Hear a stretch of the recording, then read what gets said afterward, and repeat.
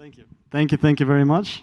Yeah, today we're going to talk about some of the smallest possible things in life, and that is literally the one-way difference between being hacked and not being hacked. For some background and context, over the last year, actually, I would say literally 12 months, there have been a lot of hacks that happened specifically due to rounding issues, either rounding up, rounding down, and just the general precision loss that leads to actual value loss in a lot of the DeFi protocols. And of course, because these systems need to be very precise, because they have financial assets in them, any kind of precision loss can be devastating if it's not caught or not properly handled, and so on. And that's indeed what happened over the last year and a half. Across quite a few protocols, many of them very, very new. In fact, many of them were just straight up forks of other common DeFi protocols, such as Compound V2. We're going to take a look at that. That's probably one of the more popular hacks of this kind. But very, very surprisingly, in some sense maybe not, we also can find the rounding issues and precision issues with some of the biggest protocols of today and some of the most innovative ones, and we'll talk about that as well. I guess I should say a little bit about myself. I was introduced, thank you very much, but and pretty much they said everything. But yeah, I'm an auditor at Consensus Diligence. I've been auditing professionally for exactly 2 years as of March 30th, which was like a week ago, actually, was it exactly a week ago? Maybe. And yeah, it's been a journey. It's been a journey. Security is definitely going at 100 miles per second right now in our industry, which is really, really cool, but also quite terrifying because things change all the time. So that was my attempt to kind of bring some light in towards more mysterious things, I would say, because to me this was a little bit unnerving how these things can happen. Anyway, let's go on. So the agenda for today, it's quite simple. We're going to introduce just what the hell precision loss even is and how it's usually handled, and that would be the floating point arithmetic in Ethereum, how floating points are handled there. Then we're going to talk about just how important arithmetic precision is in Ethereum smart contracts. And with these two topics covered, with the context from them, we're going to go into actually and look into some of the infamous exploits, or at least the ones that I chose to demonstrate these issues and kind of what happened, how they happened, and what's the impact. And then we'll talk about the way forward, because of course, you know, it's knowing about these hacks is only half the battle. Trying to deal with them is really what we want to do. You know, we don't want to just keep on doing postmortems about them, because that's sad. So, floating point arithmetic in Ethereum. What is floating point arithmetic? Without going into too much technical detail, which I'll still will, in general, this is just some floating point arithmetic is meant to help in computers to handle decimals. It's essentially irrational numbers, rational numbers, but everything that is not just an integer. So it's your pi or your 1/2 or 0.5 or 0.33 repeating. All this type of stuff is what's handled by floating point arithmetic in computers. As you look into it more technically, you'll see that its floating point numbers in computers are separated into two parts, which are the mantissa and the exponent. We'll take a look into what this is actually looks like in a little bit. And as I mentioned, it's a very, very critical part of computation for a lot of mathematically heavy use cases where precision can be very, very important, which is, of course, the case with a lot of things like scientific, data science, and DeFi and financial instruments is definitely one of them as well. Surprisingly, this is not so simple. Floating point arithmetic is not something that is very straightforward, especially in our digital computers with binaries, zeros and ones. And there are actually plenty of standards for how to handle that. One of them, and probably the most popularly used, is IEEE 754. We'll take a look into what this is. But even with this standard, we find that due to the differences in the literal operating system level, or sometimes even a hardware level, the way that two different computers handle this one same standard can be, well, different. And this will be a very big problem for Ethereum, and you'll see why in a second. Okay. So a little bit about the standard, just very little, just so that we have the context for it. We're not going to really look into it too much. This is the standard. It's fairly popular. It's fairly well used right now. It uses 3 basic components, kind of similar to what I described before with the mantissa and the exponent, except there is one more, and that's the sign. And the way that it looks is something like that. I don't really know how we get to 0.15625 from this, but somehow you do. It's just a representation, just so we know what we're talking about. Again, it's not, sadly, as important to us in Ethereum, because I'm going to tell you why in a sec, but this is what it kind of looks like. So yeah, cool, right? So there is a way to handle floating point arithmetic in computers. There is a way how we can handle decimals, fractions, and all that type of stuff. That's awesome, right? What are the downsides? Well, the downsides is that for us in our industry, it sucks because the EVM does not support it. It's a very intentional decision. There are a couple of reasons for that. One is that it's just not simple or straightforward. At the time of creating Ethereum, EVM, you know, the yellow paper, all that stuff, as long ago as it was at this point, this was definitely not something that was considered very much just because of its complexity, but also because as people started to look into it, it turns out that because of what I told you earlier, how different machines actually process floating point arithmetic differently, these processes can actually end up with very different computations across different nodes in the Ethereum network, which would literally lead to forks. So even if the difference could be something like 1/1,000,000th of an item or of an integer, if there is that difference, if there is some rounding difference between 2 nodes on Ethereum, that could lead to a fork and to a split of a network, and of course it's a liveness problem. That's just all sorts of horrible for a distributed system, especially a consensus distributed system such as Ethereum. So there was a very deliberate, explicit choice not to include float point arithmetic into Ethereum and the EVM. Something that, you know, haunts us to this day. But again, on the other hand, it's very possible that it's not something that's actually feasible to implement, though I hope it is, but we'll see about that. So yeah, there is no floating point math in EVM. But we must work around it, because we all know that you can buy 0.1 of a Bitcoin or a wrapped BTC on Ethereum. You can buy 1 times 10 to the negative 18th of Ethereum, which is 1 weight, which is, of course, not a full Ether. So there are decimals, right? There are also interest rates on Ethereum. There are exchange rates on Ethereum. So what are we talking about here? There's definitely decimals. So how do we actually handle this arithmetic precision in Ethereum smart contracts? Because clearly it's very, very, very important. And we handle it by doing fixed point arithmetic. So it's just a very, very simple way to go around floating point, and that is we just define how many decimals an integer has, and then we just handle the last couple of decimals of a number as well as those decimals. It's quite a simple way to go through these things. There are a lot of things that need to be handled, like scaling between 2 different integers, or UNs, I guess, with decimals.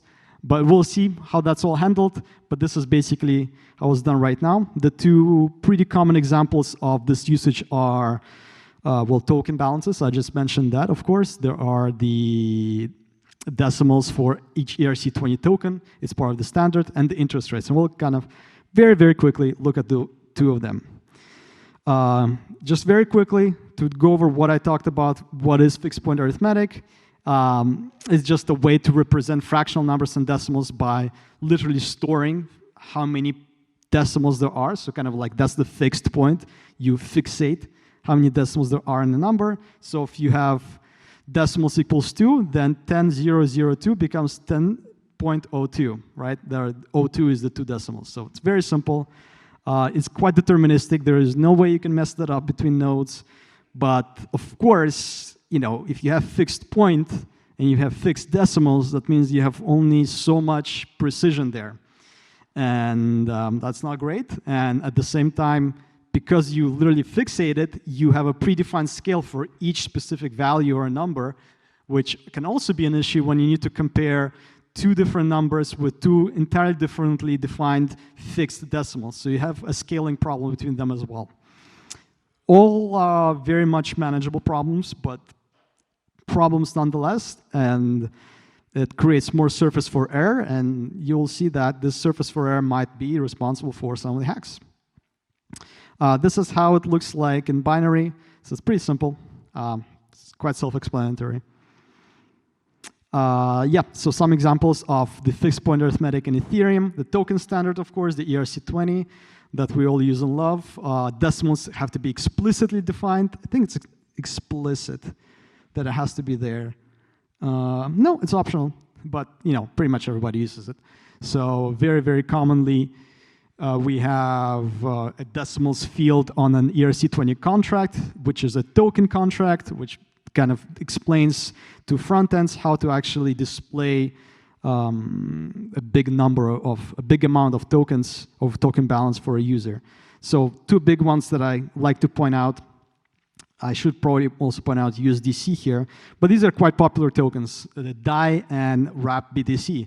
WrappBTC actually has only 8 decimals in it, which for some DeFi protocols can be an issue in some cases if they don't handle it right, specifically for like multiplication and whatnot between 2 differently scaled balances. That could literally be an issue. Whereas DAI, for example, a stablecoin, decentralized stablecoin, one of the most popular ones, has 18 decimals. This is very, very standard, in fact, in the ERC20 world. But just as an example, I didn't really put it here, but maybe I should have. Another very popular stablecoin on Ethereum and just across our industry is USDC, and that has only 6 decimal points. So kind of interesting how even between some of the more popular tokens that are used within our industry, we don't have standard amount of decimals, though I would argue 18 is kind of that, but the other 2 big ones don't do it like that, and that means that we have to handle scaling differently, and by we, I mean DeFi developers, and that does lead to all sorts of gotchas that you have to take care of. Another big one in the DeFi applications is interest rates. Those, almost by definition, have to be less than 1, because they kind of define, how much of an interest you get on an asset, or how much of what's the borrow rate to lend out an asset. You could in some cases lend out 100% of it per block, but it's unlikely to happen like that. So simply put, this is something that requires decimal precision. A very popular one that uses that is Compound. Pretty much any lending application on Ethereum or smart contracts does have borrow rates, but Compound is pretty popular. It's got pretty good documentation, and this is where I stole this line from. But yeah, it's a very good example. A borrow rate at Compound is a decimal type of a number that's scaled up by 1 E18. So if you look at the raw code and what the EVM returns to you, you're going to actually get a giant number. You're going to get a number with 18 zeros followed by it, but it actually represents something less than 1. So for example here, that's this was at a couple of days ago when I updated these slides. So maybe Monday, Tuesday. On Monday or Tuesday, the borrow rate for Compound USDT was 0.000051% per block, which is, however, represented by this giant number in the actual code, or from the EVM from the state when you try to read it from the method. This is, of course, a much bigger number than 0.000051. But again, we have to remember that this is scaled by 18, and this is how you're supposed to treat it. This is how you're supposed to make sense of it. And scaling by 18 at least gives us a lot of precision to try and understand some of the impact on the borrowing we would have if we were to take it. Long story short, decimals are quite critical in DeFi. You can't really make complex financial instruments without decimals. We do have workarounds, such as fixed point arithmetic. It's pretty much the workaround that is used now, but there are actually some libraries that allow for some quasi-floating point arithmetic as well, but pretty much fixed point arithmetic is the biggest workaround that's used for decimals in DeFi. But yet, the problem remains.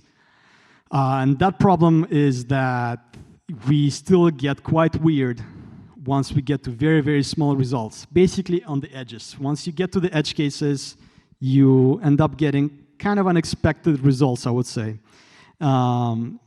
This can be a very big problem for exchange rates. So in those same lending applications I was mentioning about, like Compound, this can be a pretty big problem, and we'll actually see this problem. But this can be a problem with also unexpected places, such as boundary calculations, which is something that's quite important in decentralized exchanges. And we'll see that as well. And that was probably one of the more complex hacks, if not some people say the most complex hack in the last couple of years. But long story short, on the boundaries, things get weird. And you can't get away from that, so you have to round things one way or another. Here's just a very, very quick example, just so we're all on the same page. What is the problem that I'm talking about? Let's say we have these numbers, and these are not like with tons of decimals. This is literally what you see is what you get. You have number 10 and number 6. Very, very, very small numbers. And if we try to perform division between them, we'll get, intuitive results if you think about them as integers, but not intuitive if you're trying to maintain accuracy. So if we divide A by B, which is 10 by 6, we're going to get 1. And if we divide B by A, we're going to get 0. Now, 10 by 6 is definitely not 1. There's a lot more to it. And 6 by 10 is also definitely not 0. If we were to look at these as conversions, in the first case, in both cases, there is a lot of value lost, like a lot of it. In some cases, it's like almost 50% plus of the value lost. And if these types of computations happen in our DeFi applications, we would be in a lot of trouble. And I'm hinting on it, but that's literally what happened. It's just the thing is, getting down to these numbers can be tricky, but hackers are quite tricky as well. Yeah, so it's just an edge case, right? Well, sadly, it's not. And there are a lot of infamous exploits and vulnerabilities, thankfully. There are a lot also white hats out there who disclose responsibly vulnerabilities. And when that happens, they get a nice bounty and users get their assets back. So it's not so bad, but it doesn't happen always. So the exploits we're going to be talking about today, time permitting, and my ability to explain them permitting, are the following ones. I thought these kind of explained and showcased these issues quite well. So the first one is going to be Onyx, 100 Finance, and just in general other Compound V2 forks. So this is what I was mentioning earlier. Despite being just a very robust application of DeFi, Compound V2, there are some edge cases there that people need to be aware of. Now, Compound V2 actually didn't get affected by these vulnerabilities. Not that I know of. I might be embarrassing myself out here saying something wrong, but at the very least, it's definitely being handled correctly nowadays. But people who fork Compound V2, which is, of course, heavily encouraged in our industry, we like to open source, we like people to fork and improve things. If the people who fork aren't quite aware of all the ins and outs, which was what happened, sadly, with Onyx and 100 Finance, you might be in a lot of trouble, and we'll see what that trouble is. Then we'll take a look at Raft, which is the lending protocol with a stablecoin. It's quite an interesting one as well. The hack there was quite, innovative might be the word. I don't want to give credit to the hacker. And Wise is also going to be quite interesting. That one is going to be the saddest. You'll see why. Then we'll talk about a lot more Galaxy Brain level stuff, which is decentralized exchange hacks, which is what happened with Kyber Swap and Balancer. The Kyber Swap hack is the one I was mentioning earlier, which might be one of the most complex hacks of the last, frankly, maybe many years, if not ever. You will see why, as much as I will be able to explain it. And then Balancer only sort of got hacked. It didn't really get hacked, but there was a chance it could. And then a white hat came in and helped out Balancer and received a very, very good reward for it. But then at the same time as that happened, they did get hit by an actual hacker as well, but not by much, thankfully. But still, I wanted to point it out because Balancer, is a behemoth in our industry as well, and they're not immune to these things like nobody is. So I wanted to definitely talk about that as well. It's also an interesting hack, again, as much as I can explain it. So yeah, with that in mind and with the context I gave you, let's get into it. And let's see what we can understand about these hacks.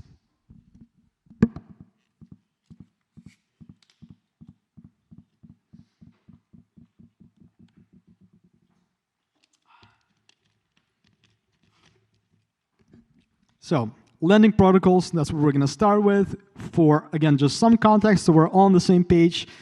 What the heck are these lending protocols? What do they do? What are they for? So essentially, these are complex financial applications that do a lot of stuff. They're used often nowadays for traders to long or short assets by borrowing them or lending them out. I mean, that's one way. Or just in general, it allows people to lend and borrow digital assets. The thing that we're going to be focusing on specifically is the process of actually depositing items and getting shares back, kind of like your IOUs for those items, right? This is something that's called shares in DeFi commonly. And then assets is, of course, where you deposit your collateral, sometimes it's called. Your deposit is what sometimes it's called. But basically, the process we're going to be taking a look at is a user providing some assets like ETH to a contract. How much do they give? They figure out through an exchange rate function. And then the lending market gives back shares of that Ether that isn't actually that asset, but it represents this asset within this DeFi application. So for Compound, for example, that would be CETH for Compound ETH. Depending on the lending application, the shares that you get back can do all sorts of things. It could be something like a rebased currency, which automatically increases its balance as some things happen. It might not be, but its value might increase passively on this exchange or on this lending platform. So there are lots of cool things that can be done with these shares that represent the assets, but that's not something that we're going to focus on much today because it's too much. But we are going to look at how this exchange happens. How do we figure out how much we get for how much Ether, or how much Ether we get for redeeming a certain amount of shares?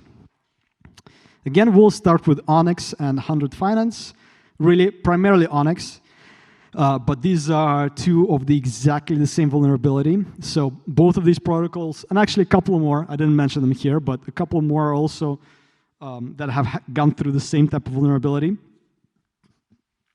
These are all forks of Compound V2, so that lending platform I was talking to you about earlier. What we're going to look at is the vulnerability that has to do with empty lending markets. That's basically the beginning kind of block of all these hacks. What are empty markets? These are markets where essentially nothing's been deposited yet. So what could be a good example? Imagine we open up a lending protocol here at Ethereum Zurich, and we decide that we would like to now lend out water bottles for francs or whatnot, for Ethereum Zurich specific francs, some token that we create ourselves. It's not a popular token. It's not really created anywhere else. In fact, we deployed it. So of course, nobody's bought it yet. Nobody's deposited it yet into our lending platform, even if we already created an ability to do that. So at this specific time, when there's an ability to lend it out, but nobody has yet, nobody's deposited yet, we call that moment kind of like the empty lending market. Again, nobody's deposited any assets, nobody's started lending anything out, even if there is a possibility to do that. That's the exact situation we're talking about. As you can imagine, this situation most often happens in the real world, in DeFi and Ethereum and any other EVM chain, or frankly, any other smart contract chain, this happens right after the protocol says, we now support blah, blah, blah token. And then they deploy it, and then they just leave it up to the users to actually figure out what to do. So within the minutes, seconds, whatever you want to find, there is a certain moment where you can create a lending market on a protocol, but nobody has yet. And that would be the empty lending market. With Onyx Finance, for example, this had to do with a meme coin. They released support for Pepe coin at some point, and it was actually fairly well traded than liquid coin on Ethereum, but their lending market was empty. So they released support for it, and for like a day, nobody's deposited anything, and nobody tried to borrow it or anything like that. I mean, nobody could borrow it because nothing was deposited. So there was an empty market for a fairly liquid coin, which is an important prerequisite here. So we're gonna now jump in right into the rounding issue, and then we'll go backwards from that. I found that to be an easier way to discuss these without having to go through the whole hack, even though we'll try. But it's just because these get a little complex. So let's take a look. I will release these slides. I mean, I think the organizers have them, so whoever wants to look at these later, I've provided some links towards the exploited contracts, so you can take a look at them later as well. Yeah, and we'll take a look specifically at Onyx, but again, 100 Finance code is exactly the same. So the rounding bug, this is exactly what happens. I mean, this is the literal root cause, like where the computation goes wrong. Again, we'll go backwards from that.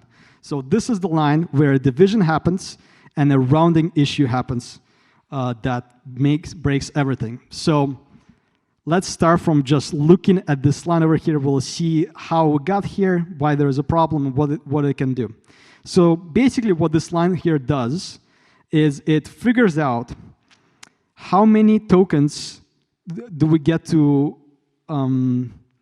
have to redeem to get back the actual assets. So long story short, as somebody comes into this function, redeem fresh, and they provide redeem tokens in, this is a number of tokens they would like to get back of the asset.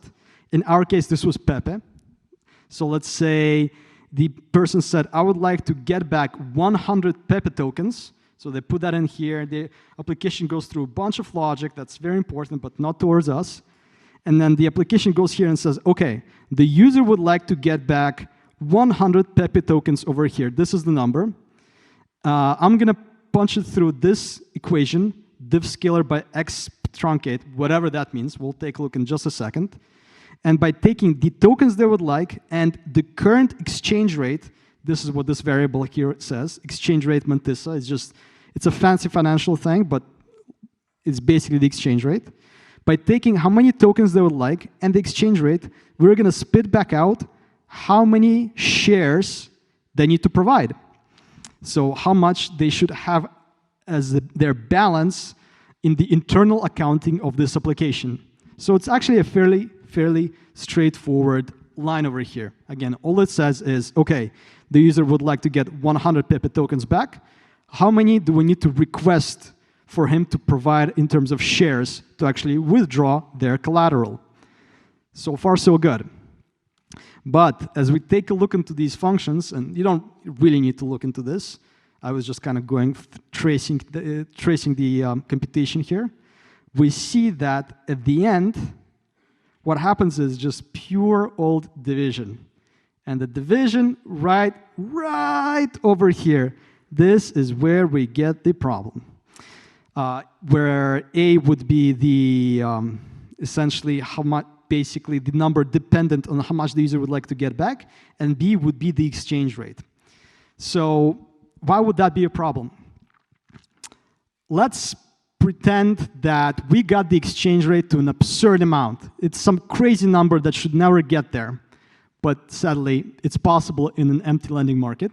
Let's say the exchange rate is 1 share of participating in this lending market, literally just number 1, not 1 point something something with some decimals, no, just 1 share, the smallest possible number. Let's say it costs $2 million. So for somebody to join this lending market, this system would say, you need to provide me $2 million of value in Pepe to receive 1 share worth in this accounting. Fine, let's say you do that and the user has one share worth. Let's say the user decides to deposit again, and again goes through the same thing, and now that user has 2 shares worth because they deposited $4 million. And then the user says, all right, now I would like to retrieve not $4 million of collateral back, I would like to retrieve $3.999999 repeating million back of Pepe. Now tell me how many shares would you like to receive back? And so the application says, all right, well, let's do all the exchanges, let's do all the manipulation, and it comes right over here, and right over here it says 3.999999 divided by the exchange rate, which is 2, and 3.9 divided by 2 in integers is 1. So effectively, the application will say, oh, you just need 1 of the full share because we round down, because this division over here rounds down. We just need 1 share for you to get back 3.9 million worth of Pepe. That is, of course, a giant problem because now the protocol has lost out on 1.9 million worth of Pepe tokens of collateral while still having the user left with 1 full share. And remember, in this application, these shares have actual value. So the user is effectively left with a 2 million share while having gotten back pretty much effectively all of their collateral. And that's the synopsis of the bug. That's what happened. Hackers figured out that they can actually game this exchange rate to allow for these things and for the application to round down and give it an incorrect number of shares. So specifically, the issue is that if the user manipulates exchange rate mantissa, which is the exchange rate, the price, we can get it to such an absurdly high number that almost whatever number of tokens we would like to request back, everything is going to be rounded down. So yeah, again, specifically, I use millions of dollars, but you can just use 2 and 1. So when redeeming collateral, almost 2 shares worth, just slightly less than 2 shares worth, the application will only request to burn 1 share worth. The exact reason why this was possible, which is, again, getting a little bit more into the details of the hack, how they were able to manipulate this exchange rate, is something called force feeding. So force feeding in these applications is depositing tokens into these contracts through unconventional means. What does that mean? Conventionally, when you go into these lending applications, you go through a function called deposit, you provide your tokens, and the application gives you back shares so that it accounted for an increase in the tokens by minting some shares against them.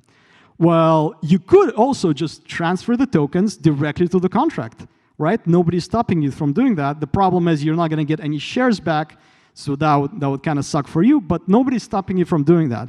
And indeed, the way that the exchange rate is calculated, which is this second slide on the bottom, exchange rate stored internal, as you go through the lines, you see that at line, 5th from the top, uint total cash equals get cash prior.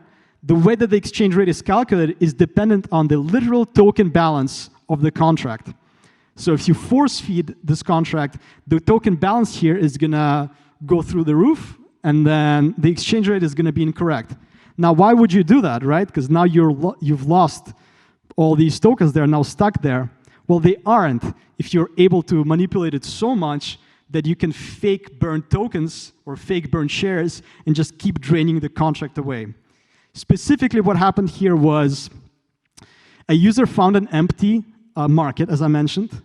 The reason why it's important to be empty is because if there are no shares minted, then and only then can you actually mint 1 share worth of something, because otherwise the accounting just doesn't work. If any other user came in at that time and tried to mint, let's say $1 worth, the system would already, because of the way the accounting works, mint something like 5 times 1e to the 8th worth of shares, and because it's there's fixed point arithmetic there would be a lot of numbers that would actually represent a small amount of shares. But because hackers found an empty market, they were able to manipulate just exactly how much they deposit to be so little that they managed to get the amount of shares down to just 1. Then they inflated the exchange rate for their own shares that only they own. Remember, they are the only people who own these shares, so nobody else would actually benefit from them. They inflated the value of their own shares by depositing a ton of collateral through force feeding, and now they have this giant position in the lending protocol with just 2 shares worth. So far, so good. They haven't hacked anything yet.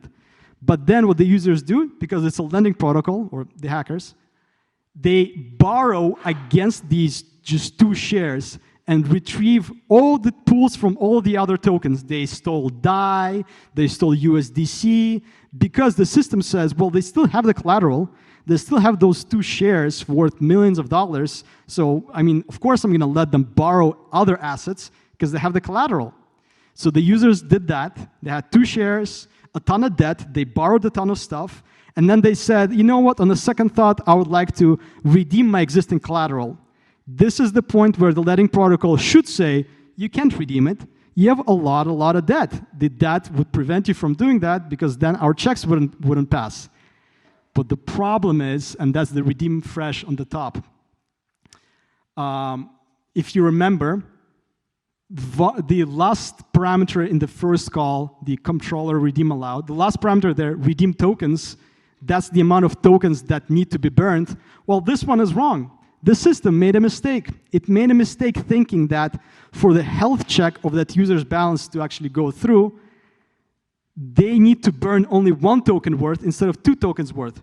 So even though the user said, I have a ton of debt, and I would like to actually exit my positions of all my collateral, the system thought he said, I would like to only retrieve half of my collateral, and I'm going to leave half still there, because that 1 share is still there. So it let it go because of its rounding issue, and that rounding issue was only possible because there were only 2 shares in existence, and that are that valuable because we force-fed the contract. I know it's a lot. These are quite complex, and maybe you followed it. I didn't at first, but the problem is this, basically. I mean, I think we can all see how, well, let's actually go over here. We can all see how this would be a problem. There is some value loss. It's pretty bad, and the value loss depends on on the token balance of the contract, essentially. So that's kind of how this issue happened here. Again, this is a fairly common problem that sadly happens quite a bit still with compound V2 forks. People fork it because it's very well documented, it's very well battle tested, but they don't really know how to handle these things. And it's sad because the fix for this is very simple. The fix is simply, whenever you deploy a new lending market available for usage for your users, you should just, in your deployment script, create some shares so that you initialize the supply of the shares to be something greater than, 100,000, which would be very, very, very little because it's still with fixed point decimals. But if you do that, these types of attacks are just simply infeasible. In fact, and we'll see this later, Uniswap v2 technically suffers from this vulnerability too, but when you deploy Uniswap v2 pools, they create and burn shares immediately, not allowing for this type of attack. So this is just a deployment issue, frankly. I mean, yeah, there is an actual issue in the code, you can say, but it's remediated by deployment, and it's as easy as just following deployment practices. All right, let's hurry this up. My bad. Another one that I would like to take a look at today is Raft protocol. Also lending protocol. In this case, it's taking a little bit of a different approach where instead of allowing people to deposit assets and then borrow against them, borrow other assets against them, Raft protocol actually has a stablecoin. So you deposit assets. After you deposit, you declare those assets as collateral, and then you're able to create stablecoins against this collateral. Kind of like Maker, at least that's kind of how I read it. Maker, DAI, all that stuff. Not a super expert in Raft, but it's only as much as what I've gone through here. So sadly, there was a rounding issue. The rounding issue here was different. And sadly, this rounding issue resulted in roughly 1,500, well, 1,577 ETH being lost from user deposits, which was approximately over $3 million at the time. A little spoiler alert about this hack. I didn't mention it there, but this hack actually did steal all this money, but because of an issue in the hacker's code, he accidentally burnt it all. And in fact, he ended up losing 4 Ethereum on it. So kind of sucks to be them. Plus, they have a legal case on them now. They'll probably be found. We've gotten a lot better at that. But users still sadly lost all this money, and $3 million is not an easy hole to fill up. So anyway, let's take a look. As usual, I do have the tokens the contracts over here. Once you can find this deck online, you can definitely click through this. It's a very, very simple way to find where the issues are. So this is a little bit more difficult, but stay with me. So as I mentioned, the way that Raft protocol works is you deposit tokens, collateral, assets, be it Ether, Raft Bitcoin, I think. There was a bunch of other stuff, USDC. Once you deposit it, you can declare your deposits as collateral. When you do that, the system says, okay, now they're fair game for borrowing and lending and all that stuff, but I have to give you some tokens for your collateral so that you still have something that is within our accounting that says you can now borrow against it. So that's exactly what happens in the manage position call. So a person with collateral says, okay, I would like to actually now declare this as collateral, give me some shares back. So in this case, the attacker had Coinbase ETH, I believe is what this is. He said, for my Coinbase ETH collateral, I would like to increase it, and they wanted to increase it by one way. One way is the smallest possible number in all of Ethereum. It's literally just 1. And then they said, okay, and now for this one way, I would like to please get back some collateral. And so what the system did, it does a bunch of checks, a lot of very good logic, and then it says, okay, now let's adjust the collateral of this user in our internal accounting. This is where we actually pass the collateral change number.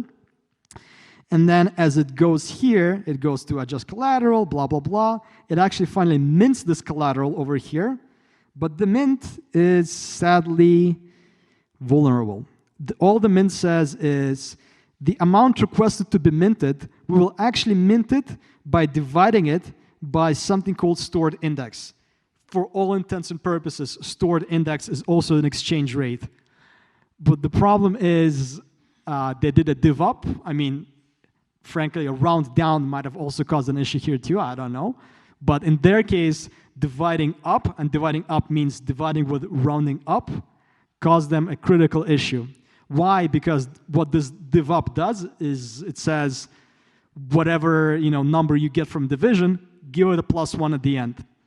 So now that we're all professionals in this type of hacking, we can guess that if the stored index is a ginormous number representing a crazy amount of value, and amount is a tiny number, perhaps the smallest number possible in Ethereum, we should get a result like 0, but instead we get 1. So think about it this way. If we, again, hack the system enough, manipulate the system so that we say the stored index, the exchange rate, should be absurdly high, and that each share is very, very valuable, then we can see that getting these shares for free would be a problem. And in fact, one way of Ethereum is an incredibly small number, and just providing it here and getting some actually valuable share back would be a problem. Again, only if the shares are actually valuable. Sadly, they are valuable. There is a way to manipulate the system to actually drive up the exchange rate of these shares to an absurd amount. To give Raft some credit, they did try to block it. It wasn't a very conventional way how this exchange rate can be manipulated, but it's possible anyway. So the issue, the literal rounding issue we're talking about is that minting rounds up the division. So when you try to mint with very, very, very little amount, you're always able to get at least 1 of something back. And if that 1 is greater than whatever you try to mint with, there's the problem. So yeah, the result is that a sufficiently high stored index gives essentially free mints. Stored index is basically the exchange rate. The problem why this happened is that during a very specific point in this protocol, liquidations actually, during liquidations, I mean, we don't need to really read all this code, but I just left it here for posterity. During liquidations, all the way down here, there is a call to the collateral tokens called set index. And what set index does, as you can see here, and there we go, here is our problem that we're so familiar with. It basically just sets the index to the totals, to the supply of the tokens. Where is it? Here, sorry, it's this line. To the supply of the tokens that are on this contract. So again, force feeding. If somebody is able to force feed this contract, anybody can, you can always transfer to a contract, then the index would be set during only liquidation, which was the kind of the trick, to an absurd amount. Now the index is an absurd amount. Now the index goes back to this point over here, right? Amount divided by stored index. Index is giant. It should give back 0, but it doesn't. It gives back 1, and voila, we now have free value being minted from these shares. Now, basically, the way that the hack went is somebody also found an empty market. Actually, was this one empty? No, this one wasn't empty. They just force-fed a market, but it was almost empty. There was only one other user, I believe. It might have been empty, but this didn't matter as much in this particular case because effectively what they did is they created a position. They started to add to this position through like just tiny amounts of one way. But as they did that, they force-fed their this contract with a giant amount of tokens, and they essentially were able to create free mints or free shares with just one worth away that actually is worth the whole contract balance, figuratively. And yeah, long story short, the accounting messed it up here. The system started thinking that the user does indeed have all those shares in there, and then they were able to mint a bunch of free stablecoins, which is R. It's just called R for the RAF protocol. They were able to mint a bunch of free ones.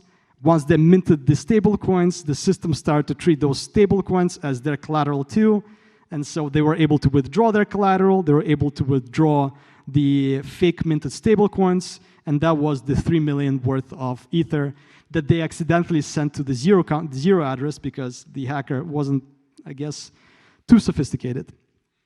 But the long story short, what I wanted to show here is that a completely different problem with the exchange rate, right? Here we had a div up. Here we had even a different lending protocol where we actually create stablecoins, but yet a familiar problem with the supply. So force feeding, clearly a problem, right? Something that we would like to get guardrails against. And in fact, yeah, here the fix wouldn't just be good deployment, but will probably be something like better invariance. Invariance are just checks that need to be true at all times. Better invariance here specifically would probably be against force feeding maybe. Frankly, I don't really know this. This is a bit of an intricate situation. This leads me to the last lending protocol that I want to talk about today, and that is WISE.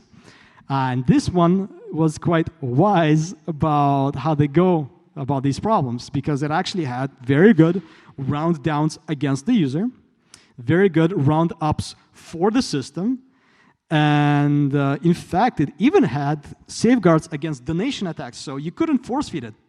You couldn't really do any of that force feeding that I was talking to you about because the way that the contract accounted for value, it actually kind of did something like divided it by the time of deposit, so you couldn't just put it in one transaction. So it was actually quite and yet it was exploited still. Not that much. I mean, it's still a lot of money, don't get me wrong, but in the grand scheme of things and the couple of last hacks I'll talk to you about, not that much, like $500,000 worth at the time. But it was a very intricate hack. Again, code here. So the hack was right over here. Essentially, It has to do with, again, the exchange rate between the collateral you put in and the shares that you get back for this collateral. Literally, this function over here was the one that was exploited. Calculate lending shares. Calculate how many shares the assets that I'm depositing or withdrawing or whatever are worth. And the way that this is done is through this equation over here. So how many shares have been deposited times the amount that is about to be deposited divided by the pseudo total pool. Pseudo total pool is essentially the contract balance. But again, it's a contract balance with checks that doesn't just allow you to go at the contract, by the contract balance. But the long story short is this right over here. Again, we have the same problem. If the number, if the value of the shares, which is pseudo, is so large, that will be larger than this product over here, which is total deposited shares times amount, then we get 0 here, but then we round up. And this rounding up is what did this protocol. This is what actually led to the issue. But the problem is, the good thing, is that this rounding up happens only in favor of the protocol. So technically speaking, this would be good for the protocol, because this chain or branch of logic only happens when we try to burn away from the users. So basically, instead of what Onyx did, here it says, look, if you want to retrieve your collateral, you pretty much almost always are going to have to round up how many shares you have to burn. So here it basically tries to protect itself against that attack that we saw in the beginning. Again, to put it simply, this branch of logic only happens when people try to withdraw collateral, and basically it ensures that whatever people withdraw, it is one more than what they would expect to protect the protocol. But yet it is still rounding. And as we saw with the last couple of examples, rounding is in some ways kind of a sneaky way of transferring value from one side to another. And this is what the hacker exploited. Essentially, they figured out, but by doing this rounding, the value does flow, yes, from the user to the protocol. But if the hacker was the 100% owner of this lending pool, they would essentially be donating to themselves. And this is essentially a force feed donation attack in kind of like in a mask. They were able to exploit this rounding up towards the protocol as rounding up towards themselves, thus exploiting the whole system. Again, I know it's a little bit complex to just be explained right over here, but that was the issue. Trust me on this one. So yeah, basically, the problem was with the conversion where a tiny amount of collateral would be translated to one more of the shares than what it is. And in fact, at the very least, at least one. And if you're, again, just trying to deposit a very, very, very tiny amount of Ether, you would be essentially be required, or excuse me, if you're trying to withdraw a tiny amount of Ether, you would be required to actually get at least one worth of shares back to the protocol. But the problem is that this is also kind of like a donation attack in a mask, as I mentioned. And the long story short, let me just fast forward through this. This is able to be exploited because the pseudo total pool is able to be increased by a crazy amount. And what the user essentially did here, which was kind of crazy, is they've deposited to this lending protocol through like 7 different accounts, one master account that held all the shares in the lending pool, and then 6 puppet accounts. For each one of the puppet accounts, they provided some collateral, and they bought these very, very expensive shares, and then they borrowed against those shares. Now, at this point, it's fine, because the user is borrowing against real collateral that they have. They've deposited a lot of money, they're borrowing against it, that's perfectly fine, their collateral is still back there. But then what the user did was, the users tried to withdraw all their collateral, and the system said, okay, you can try to do that, but we're gonna first of all, check how much you need to withdraw, and second of all, even if it's more than what you're trying to withdraw, we'll burn it. And that's what happened. Basically, let's say the user had 1 million of a collateral in the system. They have borrowed $600,000 against this collateral. So far, so good.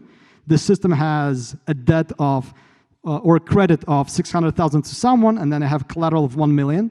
The user is at a loss right now. Then the users try to withdraw just one way worth of collateral back, and the system says, well, screw you. Instead of one way worth, we're going to burn one whole share worth of you because of that rounding up, and the system burns it, and the user is left with 600K of their borrows, and their whole collateral share was burned, so their whole 1 million. So you look at that and you say, well, that's fine. The system still has that 1 million. They burned away the user's share. What's the problem? Well, the problem was because the share was burned, now that collateral needs to be accounted for somewhere, and that collateral is accounted for with the rest of the lending pool. But the rest of the lending pool is with the master account of the attacker, who has no debts. And essentially, this burn, this ensuring of one share's worth is burned at least, transfers this collateral with no debt to the master account of the user. And this creates bad debt. That's essentially what happened.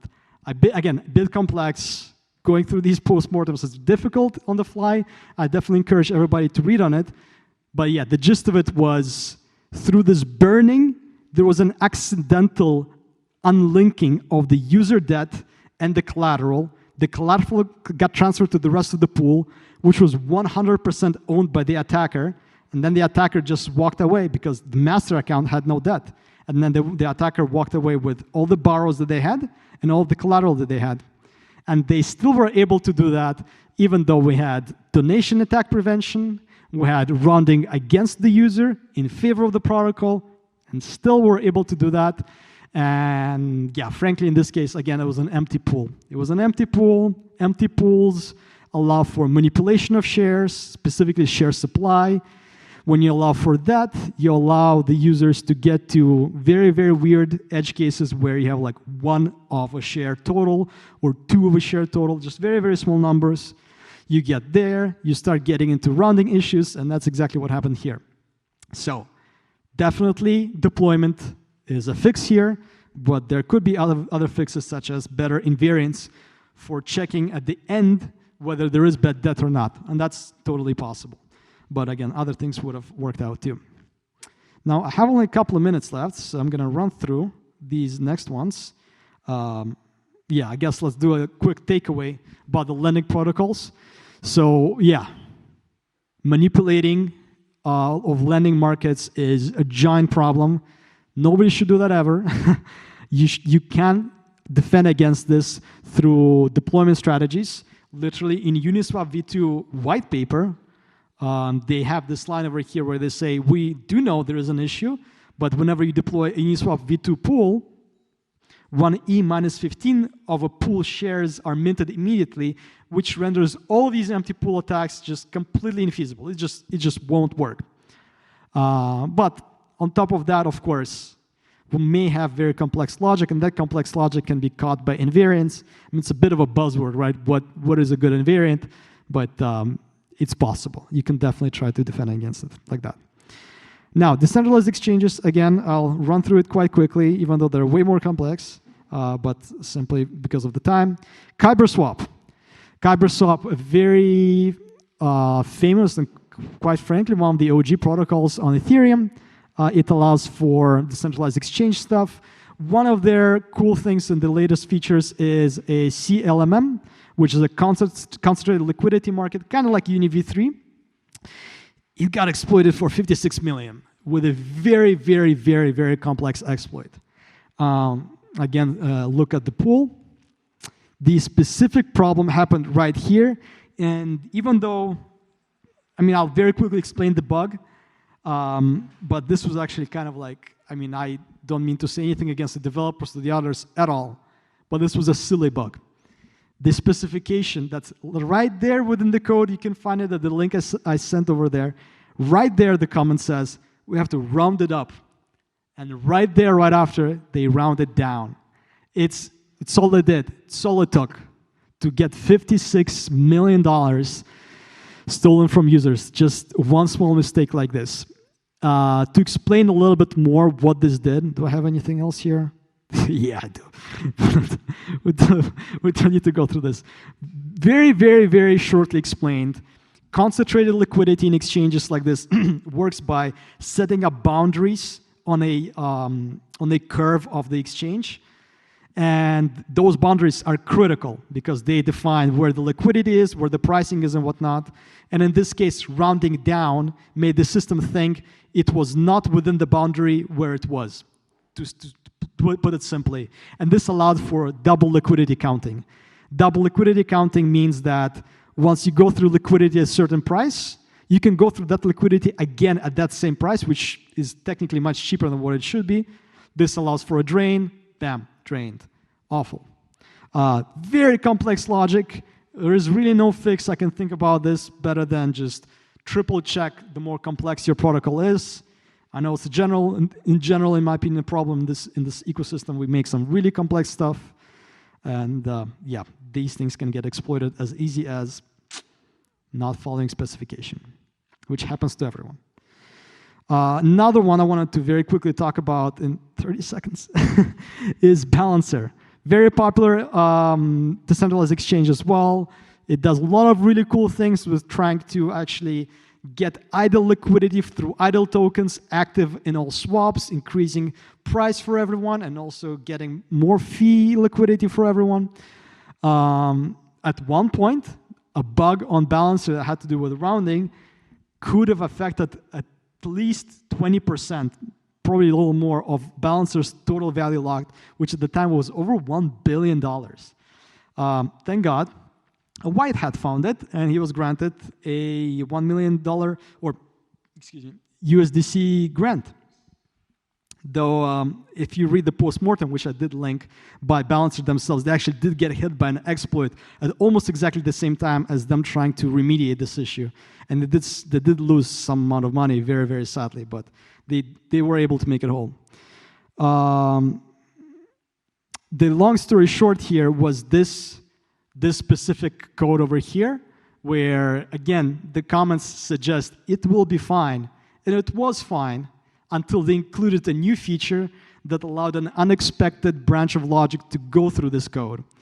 The long story short of the issue is they use very, very careful rounding at the end of settling transactions in the exchange part of the of Balancer, except for here, where they upscale and they say it's fine in this case because well, whatever they say here, they say it's something.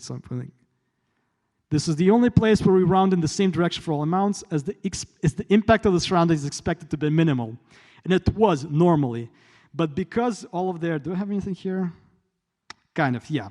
You can kind of read about it here, but basically they implemented a feature where they allowed a lot more of the pools to participate in a single swap. That was because of how they nested pools against each other. Essentially, you could create a pool, and then the tokens of that pool could be in another pool, and the tokens of that pool could be incentivized with another pool.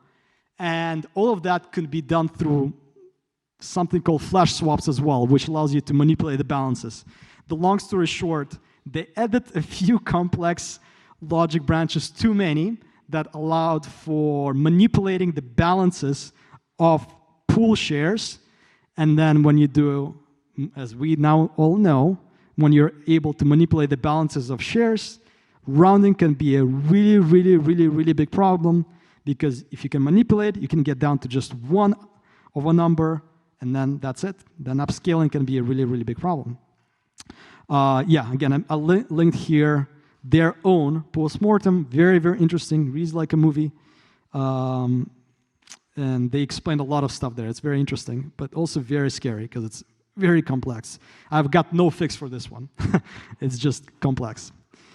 So yeah, the way forward, obviously, we mentioned this a ton of times. Deployment strategies. Avoid minimal balances. Avoid empty pools. It's very important and, frankly, not that difficult to do. Manual review, that's where we auditors come in. The manual review needs to ensure compliance with technical specification. I think it's a problem that right now in the security part of our industry with audits, we don't actually always require the auditors to read the specification.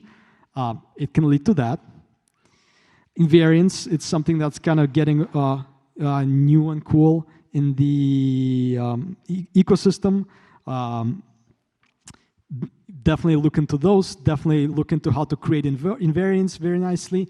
DYDX has some really, really good code for that if you want to get some inspiration. But a very good plus of invariance is that they're easily turned into fuzzing rules later. And fuzzing is definitely picking up as well.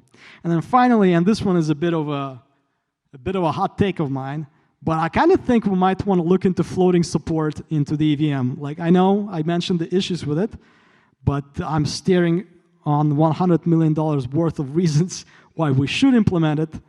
Now, again, it should be done carefully. We don't want any liveness failures, but I think maybe at least I will take a look into how feasible that is. I think there's inspiration to be taken from JVM, Java Virtual Machine, which is also hardware and operating system agnostic, but is able to actually standardize floating point arithmetic there. I think there might be something here for us as well. And then this is just a summary slide of what we talked about today. Feel free to connect with me on Twitter. Feel free to connect to me on Telegram. Feel free to find me throughout the conference. I'll be here today and tomorrow. And this was my talk about dangerous decimals. Thank you.